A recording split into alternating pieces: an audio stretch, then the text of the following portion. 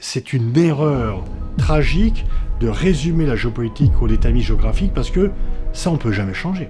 Alors que la volonté politique, elle peut tout changer. L'Occident a eu le monopole sur la puissance pendant 5 siècles, de la fin du XVe siècle au début, disons à la fin du XXe, c'est terminé. Il faut qu'on réalise que l'Occident n'a plus le monopole de la puissance. L'Occident est toujours puissant, est toujours riche. Il n'a pas perdu la puissance, il n'a pas perdu la richesse, il a perdu le monopole de la richesse et de la puissance. Et donc, si le monde occidental ne se rend pas compte qu'il y a une division, The West versus the Rest, et que le discours occidental qui consistait auparavant à dire « Écoutez les gars, on est plus intelligent que vous, on est plus puissant que vous, donc vous allez faire comme on vous dit, et si vous n'êtes pas content, on va vous convaincre, si on n'arrive pas à vous convaincre, on va prendre des sanctions, et si les sanctions ne suffisent pas, on va vous bombarder. » Cette époque est révolue, et tant mieux d'ailleurs. Il y a des gens qui sont sensibles au fait qu'il faut s'ouvrir au Sud et ne plus vouloir avoir le réflexe colonial de dire aux pays du Sud, bon voilà, écoutez, vous êtes sous-développés, nous on est développés, voilà comment on vous apporter la lumière, etc. Ça, c'est une époque qui évolue. Et le fait de dire on est plus développé, on est plus intelligent, on est plus, etc. Et donc on va dire aux gens comment il faut faire, c'est révolu. Si on ne se rend pas compte, on va continuer. Vous savez, Churchill, qui était un dirigeant occidental, avait un assez bon principe. Quand vous êtes au fond du trou, il faut mieux arrêter de creuser. Donc là, l'Occident n'est pas au fond du trou, mais il s'enfonce un petit peu. Il s'enfonce par son inaptitude à regarder le reste du monde. Et par son inaptitude à comprendre que le monde a changé et qu'il ne peut plus imposer ses solutions au reste du monde. Et donc, si on continue à vouloir imposer les solutions occidentales au reste du monde, on va pas dans une impasse. Dans une impasse, on ne bouge pas. On s'enfonce dans le trou. Donc il faut changer le logiciel et dire les autres ont aussi leur avis, il faut en tenir compte et trouver des solutions multilatérales aux défis collectifs de l'humanité. Je m'appelle Pascal Boniface, je suis directeur de l'IRIS, qui est l'Institut de Relations Internationales et Stratégiques, qui est un centre de recherche, mais aussi une école de relations internationales. Donc on fait à la fois de la recherche, de l'enseignement, mais aussi des événements, des colloques. Et donc je travaille, et mon équipe travaille, sur les questions géopolitiques.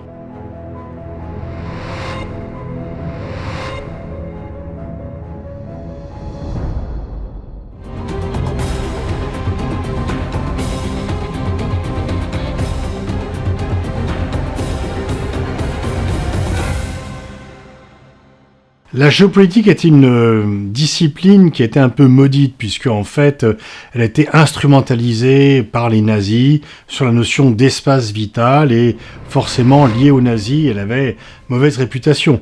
Mais en fait, la géopolitique, c'est une science. Au-delà de ces instrumentalisations, c'est l'étude de la rivalité des pouvoirs. Et la rivalité des pouvoirs s'exerce de multiples façons. Donc c'est aussi la rivalité pour les territoires, mais la rivalité pour de l'influence. C'est grosso modo tout ce qui concerne les rivalités entre entités politiques qui se déploient sur la scène internationale. Mais en même temps, justement, on a trop souvent réduit la géopolitique à un déterminisme géographique. Je vous prends un exemple, la France et l'Allemagne. Nous nous sommes fait tellement de guerres. D'ailleurs, les 3 dernières sont à l'initiative de l'Allemagne, mais très longtemps, c'est la France qui a envahi l'Allemagne au cours des siècles précédents.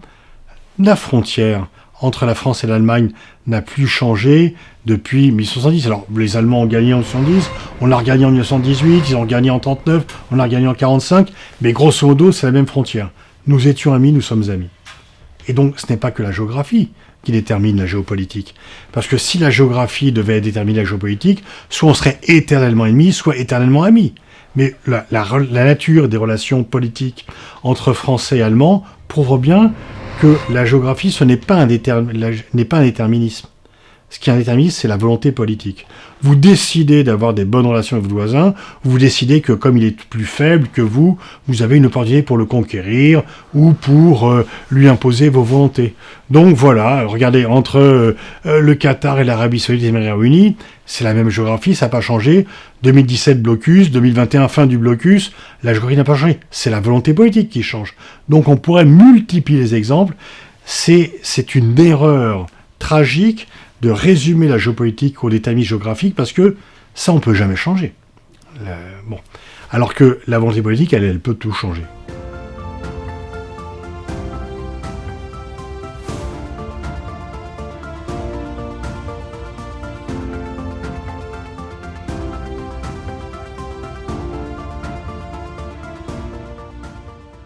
Moi, je suis pas tellement dans les débats théoriques sur à quelle école tu appartiens, etc. Grosso modo, mais enfin, pour faire court, disons que je pense que j'essaie d'être dans l'analyse réaliste. Il faut pas partir d'idéaux, il faut pas partir de rêves, même si on veut transformer le monde, même si on veut l'améliorer. Il faut partir des réalités. En fait, on a diabolisé la réelle politique en disant c'est le cynisme, c'est l'oppression des peuples. Non, la réelle politique, c'est de partir des réalités, y compris pour changer le monde.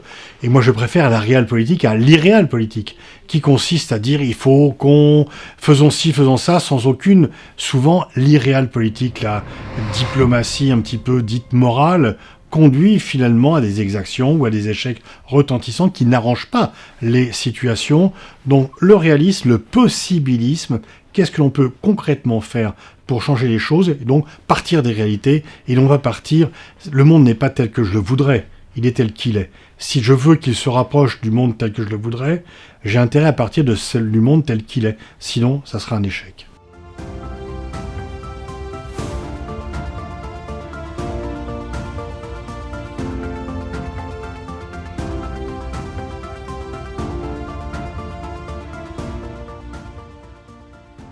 Oh, est-ce que la géopolitique est une science? En fait, vous savez très bien qu'on distingue sciences exactes, les mathématiques, la physique, et les sciences humaines. Les sciences humaines, elles sont par définition sujettes à interprétation. La sociologie, le droit constitutionnel, la science politique et la géopolitique. Donc non, ce n'est pas une science exacte. Par contre, je pense que c'est un outil d'analyse. Lorsque, en 1997 exactement, un an avant la Coupe du Monde de football en France, j'ai voulu proposer un livre à deux éditeurs avec lesquels je travaillais, un universitaire, l'autre commercial, en disant j'ai envie de faire un livre sur football et relations internationales. Les deux m'ont dit mais il n'y a aucun rapport entre les deux. Soit tu fais un bouquin sur le football, soit tu fais un livre sur les relations internationales, mais qu'est-ce que tu vas chercher comme relation entre les deux? La Coupe du Monde s'est passée, j'ai continué à travailler, on a gagné des colloques, j'ai fait des études. On voit bien que de la Coupe du Monde au Qatar à l'ambition sportive de l'Arabie Saoudite, de la Coupe du Monde en Russie, du fait que Trump a insisté et menacé de sanctions les pays qui ne voteraient pas pour lui pour obtention de la Coupe du Monde 2026 ou les Jeux Olympiques à Paris qui vont s'ouvrir le 26 juillet. On voit bien que le sport a pris une telle importance dans la société mondiale qu'il est par définition géopolitique et qu'il y a une façon de montrer le drapeau, d'exister pour les nations et que, évidemment, effectivement, le sport est géopolitique. Le mantra officiel, le slogan officiel, c'est « il ne faut pas mélanger sport et politique ». C'est hypocrite et c'est faux. Le sport est trop important pour ne pas être politique. Le sport, c'est plus que du sport. Le sport, c'est pas uniquement les résultats. C'est aussi la société, c'est aussi montrer le drapeau aux yeux du monde entier. Il y en a 1000, il y en a chaque jour. Il y a cette sportive biélorusse qui veut fuir aux Jeux de Tokyo, que la police biélorusse veut rattraper, et qui est protégée par le CIO et qui devient exilé politique. Il y a effectivement le match de l'Arabie Saoudite contre l'Argentine en ouverture du mondial du Qatar, malheureusement. Le seul match que l'Argentine ait perdu. J'aurais préféré qu'elle en perde d'autres, notamment en finale. C'est un autre problème. Et où, effectivement, l'émir du Qatar vient avec une écharpe aux couleurs de l'Arabie Saoudite. Vu les relations compliquées qu'il y avait peu de temps auparavant entre les deux pays, on voit que c'est un geste géopolitique. Il y a tous les pays arabes qui ont soutenu le Maroc, même s'il n'était pas marocain, parce que le Maroc a, au fur et à mesure de la compétition, représenté tout le monde arabe. Et il y a tous les drapeaux palestiniens que l'on a vu au cours de cette Coupe du Monde, parce que de nombreuses personnes venaient à la fois soutenir, y compris le Maroc, qui avait signé les accords de paix avec Israël. Le football, le sport, c'est pas une baguette magique, c'est un instrument. On peut s'en servir pour rapprocher les populations, pour communiquer, mais ce n'est pas demain, vous organisez un match Israël-Palestine, il n'y aura pas la paix. Demain, vous auriez un match entre la Corée du Nord et la Corée du Sud, les deux pays ne vont pas se réunifier. Il ne faut pas exagérer. Moi, je suis contre ceux qui disent que le sport n'a pas d'importance, mais je tiens aussi à dire à ceux que le sport est magique, de dire non, il faut atterrir, c'est pas comme ça que ça se passe, et que le sport a ses limites. C'est un instrument qu'il faut utiliser, qu'il faut mettre au service du rapprochement entre les peuples. Donc le sport permet de rapprocher les populations, et en plus, vous ne jouez au sport, vous ne faites des compétitions qu'avec ceux à qui vous avez des relations. Si vous êtes en guerre, vous ne faites pas de sport. Donc, dans le sport, dans la compétition, l'autre n'est pas un adversaire, c'est un partenaire. S'il n'y a pas l'autre, vous n'avez pas de compétition. Donc, le sport, c'est aussi l'apprentissage de l'autre. C'est le respect de l'autre. Mais en même temps, il ne faut pas non plus rêver que, en multipliant les compétitions sportives, le monde deviendra pacifique. Malheureusement, ce n'est pas le cas.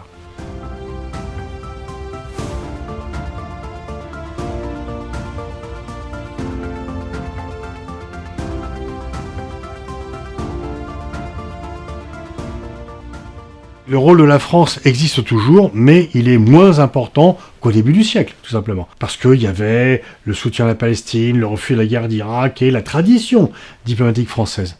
Cette tradition n'a pas disparu, mais elle s'est un peu éteinte. Elle est moins forte qu'auparavant. Je regrette à titre personnel que, alors que 3 pays européens, 4 maintenant, l'Espagne, l'Irlande, la Slovénie au sein de l'Union européenne, la Norvège en dehors et reconnu la Palestine, la France ne l'ait pas faite. Auparavant, je pense que Mitterrand, Chirac étaient au cœur du combat pour le droit des peuples à disposer d'eux-mêmes et au soutien de cette cause-là. Donc, bien sûr, on est encore différent. On n'est pas comme l'Allemagne, on n'est pas comme l'Angleterre, on est un peu différent, mais on est moins différent qu'on l'était auparavant. Et donc, il y a un affaiblissement de la spécificité française qui joue sur son prestige.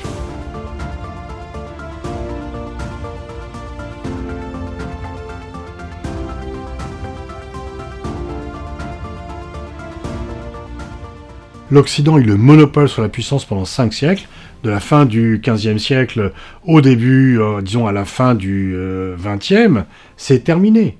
Il faut qu'on réalise que l'Occident n'a plus le monopole de la puissance. L'Occident est toujours puissant, est toujours riche. Il n'a pas perdu la puissance, il n'a pas perdu la richesse, il a perdu le monopole de la richesse et de la puissance. Et donc, si le monde occidental ne se rend pas compte qu'il y a une division, the West versus the rest, et que le discours occidental qui consistait auparavant à dire « Écoutez les gars, on est plus intelligent que vous, on est plus puissant que vous, donc vous allez faire comme on vous dit, et si vous n'êtes pas content, on va vous convaincre, si on n'a pas à vous convaincre, on va prendre les sanctions, et si les sanctions ne suffisent pas, on va vous bombarder. » Cette époque est révolue, et tant mieux d'ailleurs. Et donc cette coupure, the West versus the rest, le monde occidental contre les autres, existe. Et effectivement, l'Occident n'a plus le monopole de la puissance parce que il y a d'autres pays qui ont émergé et qui se disent l'époque où on obéissait aveuglément est révolue. Et on le voit sur les 2 conflits majeurs, guerre Russie-Ukraine, guerre Gaza, Israël-Palestine. Sur Russie-Ukraine, les Occidentaux ont décidé seuls de sanctions contre la Russie. Les pays occidentaux disent nous, on n'a pas intérêt à suivre ces sanctions. C'est votre problème à vous. On ne va pas vous obéir parce que nous, on a des intérêts qui sont un peu différents. Auparavant, vous aurez obéi, mais maintenant, non, on est indépendant, on est souverain, on ne va pas le faire. Et puis après, ils ont vu, pendant la guerre Israël-Gaza, elle dit attendez. Vous condamniez les bombardements de civils lorsque des Russes bombardent les Ukrainiens, mais quand c'est des Israéliens qui bombardent des Palestiniens, vous êtes d'accord et vous dites que c'est de la légitime défense, il y a quelque chose qui ne va pas. Et donc, cette double attitude, ce qu'on appelle le double standard, le fait d'avoir des standards différents selon les conflits, diminue la crédibilité morale du monde occidental dans le reste du monde. Et si on n'y prend pas en garde, ce fossé va s'élargir. Il y a des gens qui sont sensibles au fait qu'il faut s'ouvrir au Sud et ne plus vouloir avoir le réflexe colonial de dire aux pays du Sud, bon voilà, écoutez, vous êtes sous-développés, nous on est développés, voilà comment on vous apporter la lumière, etc. Ça, c'est une époque qui a évolué. Je faisais un jour un débat avec un journaliste, pourtant très en vue, sur la guerre Russie-Ukraine, qui me disait « Les Africains ne comprennent pas que c'est une guerre impériale, les Africains ne comprennent pas que c'est une guerre d'agression, les Africains ne comprennent pas... » Je lui dis « Écoutez, les Africains, ils comprennent, ils sont pas plus bêtes que vous, mais ils n'ont pas la même opinion. Donc, changez de logiciel. » Si les Occidentaux pensent toujours que le Sud sont des gens sous-développés auxquels il faut expliquer les choses s'ils sont bêtes, on va devant une impasse. Le Sud est développé, les gens font des études, ils sont, etc. C'est terminé, cette époque-là. Donc il y a vraiment un effort à faire pour réaliser comment le monde est. Et puis vous savez, les grands défis qui se posent au monde, ils sont universels, ils sont collectifs. Aux problèmes globaux du monde, ils sont multilatéraux et pas unilatéraux. Et le fait de dire on est plus développé, on est plus intelligent, on est plus, etc. Et donc on va dire aux gens comment il faut faire, c'est révolu. Si on ne se rend pas compte, on va continuer. Vous savez, Churchill, qui était un dirigeant occidental, avait un assez bon principe. Quand vous êtes au fond du trou, il faut mieux arrêter de creuser. Donc là, l'Occident n'est pas au fond du trou, mais il s'enfonce un petit peu. Il s'enfonce par son inaptitude à regarder le reste du monde. et par son inaptitude à comprendre que le monde a changé et qu'il ne peut plus imposer ses solutions au reste du monde. Et donc, si on continue à vouloir imposer les solutions occidentales au reste du monde, on va pas dans une impasse. Dans une impasse, on ne bouge pas. On s'enfonce dans le trou. Donc, il faut changer le logiciel et dire, les autres ont aussi leur avis, il faut en tenir compte et trouver des solutions multilatérales aux défis collectifs de l'humanité.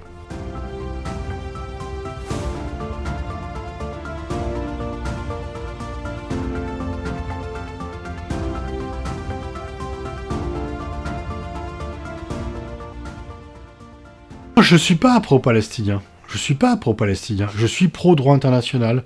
Je suis pro-droit des peuples à disposer d'eux-mêmes. Donc quand je vois qu'il y a un peuple qui est colonisé, etc., si j'avais été en âge à l'époque, j'aurais été pour l'Algérie indépendante. Parce que je pensais que c'est à la fois l'honneur de la France, l'honneur de l'Algérie. Et j'aurais pas été pro-algérien, j'aurais été pro-droit des peuples. Il faut se méfier de ces catégorisations. Est-ce que vous êtes pro-israélien ou pro-palestinien ? Il y a des Israéliens qui sont pour la paix et qui luttent pour... Ils sont minoritaires, je sais bien. Mais voilà, tous les Israéliens ne pensent pas la même chose.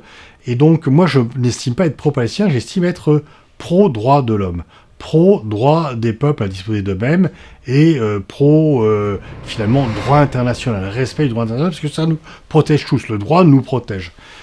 Voilà, simplement, il n'est pas respecté. On voit bien qu'il y a un occupant et un occupé. On ne peut pas renvoyer dos à dos l'occupant et l'occupé. De Gaulle, vous savez, en 67, De Gaulle fait un discours, une conférence de presse en novembre 67, juste après la guerre des 6 jours, et il dit aux Israéliens, votre occupation va susciter de la répression, pour maintenir l'occupation, qui va susciter une résistance que vous avez qualifiée de terrorisme. C'était quand même assez prescient. Donc c'est quand même plutôt l'occupation qui crée le terrorisme que l'inverse. Bon, donc il faut arriver à une solution, mais il faudra bien, on ne peut pas avoir les deux États s'il n'y a pas la création d'un État palestinien, et si Israël ne se retire pas des territoires qu'il occupe ou qu'il soumet un blocus. Le blocus vaut occupation. Mais aussi, ce qui m'agace de plus en plus, je dirais, c'est qu'on insulte mon intelligence.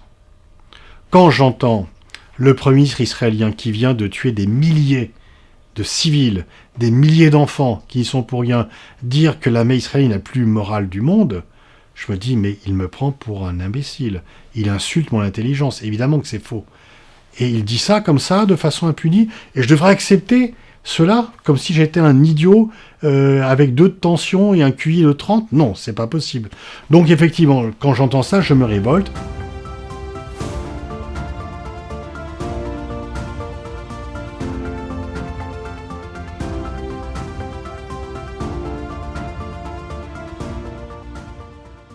Les médias belges, canadiens, jamais à Radio France. Voilà, je suis interdit là-dessus.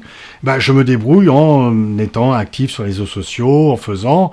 Il y a quand même un tropisme plutôt favorable à Israël qui fait que les voix qui sont un petit peu contraires sont moins acceptées. Bon, mais il y a d'autres moyens de s'exprimer. Et puis voilà, moi j'ai pas fait ce métier universitaire pour suivre le vent dominant.